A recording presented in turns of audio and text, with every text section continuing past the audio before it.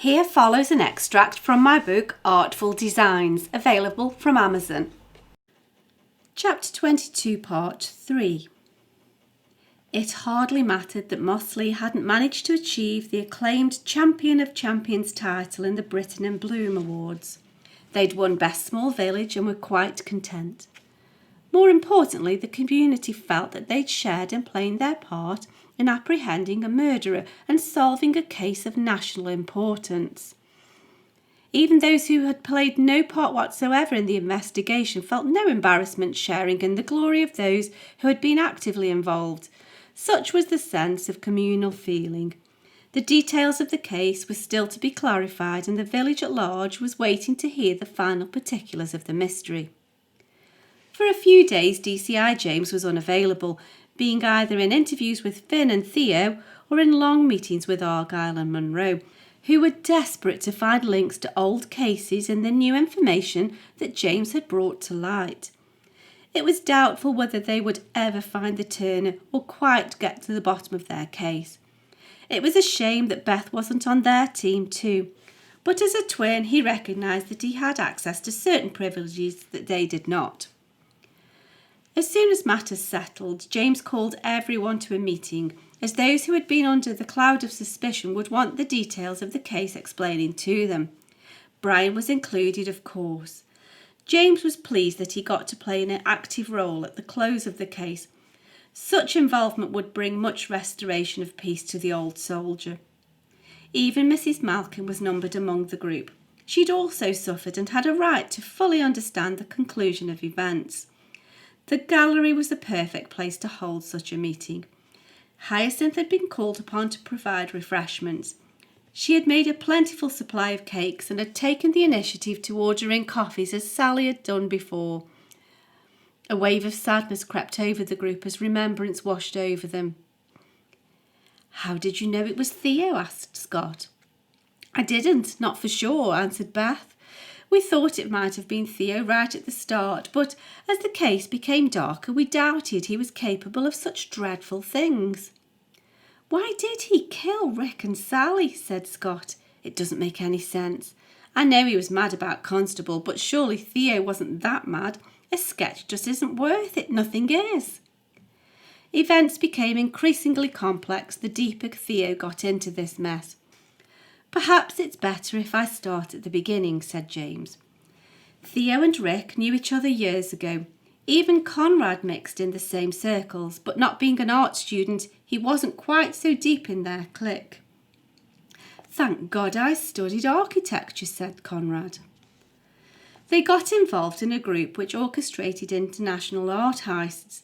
It may be that they were initially unaware of the implications of their involvement. I guess that's something we'll never really know. However, once they were in, they couldn't get out, even if they wanted to. We think they were part of a theft at Mag years ago. It wasn't noticed for years, and then, decades later, it was time for a similar operation at the Whitworth, said James. They didn't handle matters so smoothly this time. They were unable to rely on the previous method, which was more surreptitious, because everything was being documented for storage. Also, Drew kept on revisiting items to photographs for his talk to the WI. It wasn't the best time, but they were under orders, and so they had to get creative. Finn had started to make a habit of loitering around the museum to annoy Scott, but until it suited his purpose, Theo hadn't allowed Finn inside. It was too good an opportunity to miss, and so they made use of Finn, who was keen to score one over on Scott, and it would also make it easier for Theo to lay the blame on Scott. "I said he didn't like me," said Scott. "Now do you believe me?" "It wasn't a matter of personal dislike. He just made use of you when it suited his purpose," said James. "If they were part of the same group, why did Theo kill Rick?" asked Drew. "They were part of the same team until Theo decided to go solo," said James. "He wanted the Constable for himself," said Conrad. "Initially, he wanted to keep it out of the hands of those who'd ordered him to take it. It was a collection that had taken his whole career to amass. That feeling soon gave way to the idea that he might even keep it for himself," said James. And Rick was sent to get Theo back in line, said Conrad. James nodded. Then Theo saw that with Rick out of the way, any knowledge of the whereabouts of the painting could conveniently die with Rick. Now Theo could quietly keep the painting for himself. But surely he'd know that everyone would now be looking for a murderer, said Scott. That doesn't necessarily mean they'd find one, said James. He'd covered his tracks well. Any evidence that pointed back to Theo had every right to be present. It was his museum, of course his DNA would be present. Anything that lay blame to Theo was properly disposed of. There was nothing to point the murder back to himself. Do you think that this wasn't the first time that Theo had killed? Asked Drew. I suspect not. I'm told by my colleagues that the murky world of organised art crime inevitably gets ugly. It's likely that Theo had been called upon to steal and kill before. He certainly knew how to go about it, said James. What about Finn? Asked Scott. He hadn't a clue what he got himself involved in, had he? No, said James.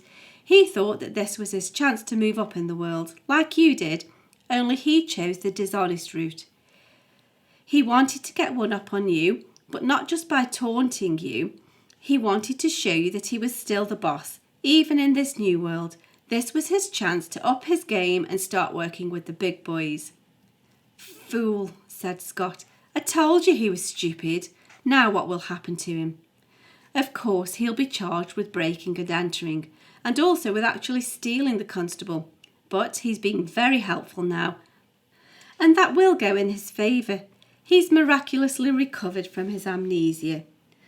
It's doubtful whether we can use his testimony in court, but thankfully we don't need his evidence. James looked gratefully at Beth as he made this remark. But why Sally? What on earth did she do? She wasn't involved, I don't believe it, said Hyacinth. Sally just got too close, said James.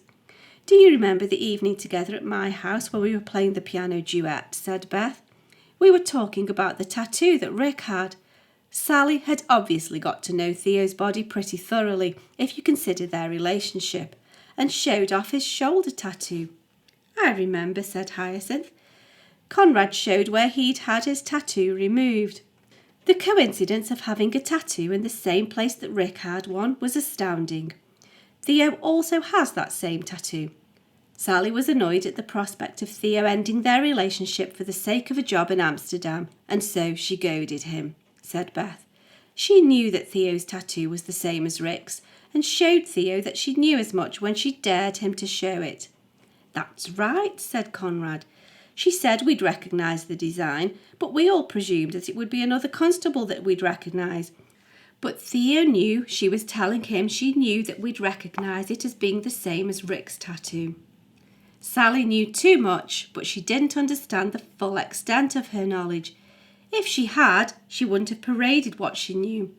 Theo silenced her quickly before she realised the full significance of his tattoo. She would undoubtedly have told someone eventually, and would probably have even told the police. It may be that he could have explained it away, but Theo is in too deep to risk drawing attention to himself, said James. Poor girl, said Drew. If I hadn't brought up the tattoo in the conversation that night, she'd still be alive. You can't go down that line of thinking, Drew. Down that road madness lies, said James. You're not to blame. Theo is. You can't begin with what if with a murderer, because there's no knowing what they may or may not do. Theo chose to kill. You didn't.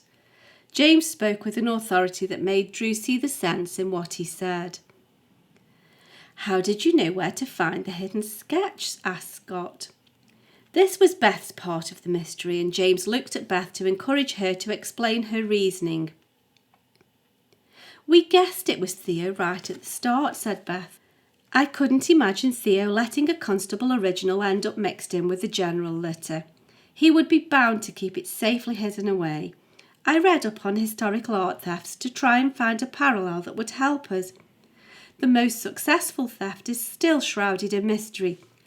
The missing Ghent altarpiece has never been found, but is thought to be tantalisingly close to hand, although nobody knows where.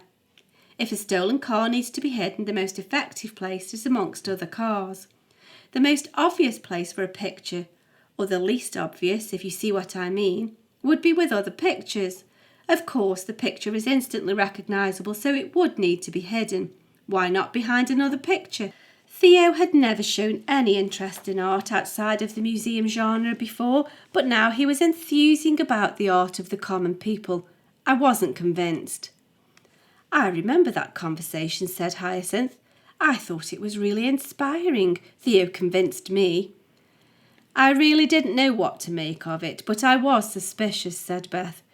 When Theo kept harping on about wanting my embroidery, I asked myself why, apart from actually wanting an embroidery of mine, which was out of the question. What was there about my sewing to make Theo desire it so? The only thing I could think was the actual size and that it needed framing, so I did a test. I offered Theo the choice between 2 embroideries. Theo chose the poorer design with rough and untidy stitching because the size was right.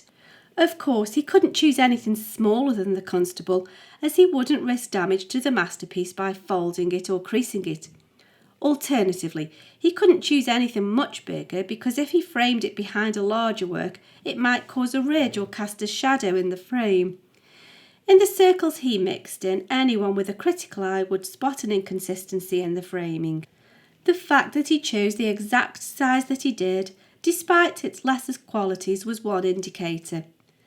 The fact that he was suddenly so keen to get it was another clue. And then the sudden desire to move to Amsterdam convinced us, said Beth.